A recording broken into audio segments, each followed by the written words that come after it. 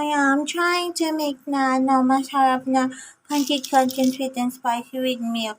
So, let's cook it na. Kunin natin to and then, let's put it in here sa, initan ng tubig ko na pwede ibenta kay Boss Toyo.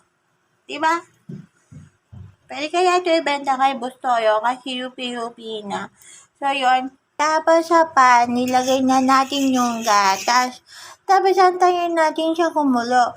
At kumulo na siya, bahala na. Ayan, dahil kumulo na ang ating milk, ilagay na natin yung seasoning ng ating pancit canton.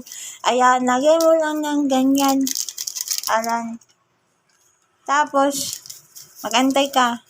Kung nagsasalita ako, hindi ba lang naka-play yung video, nilagay ko na sa pan kumukulong milk yung seasoning ng ating pancit canton. Tapos yan, magantay ka ha. Kumukulo na, halo-halo natin siya. Tapos saka natin nilagay yung noodles.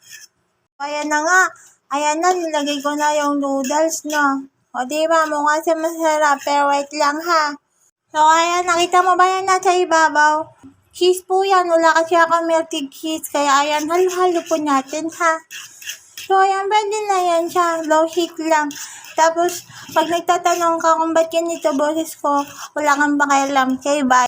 Tapos isisingit ka dun para sa pancit canton na milky yung sanisadap na niluto sa chili oil. Yun lang. Ayan ko sa inyo. Kita nyo yan ang sarap, diba? Sunny side up niluto sa chili oil, mas masarap pa sa jowa mo, babe.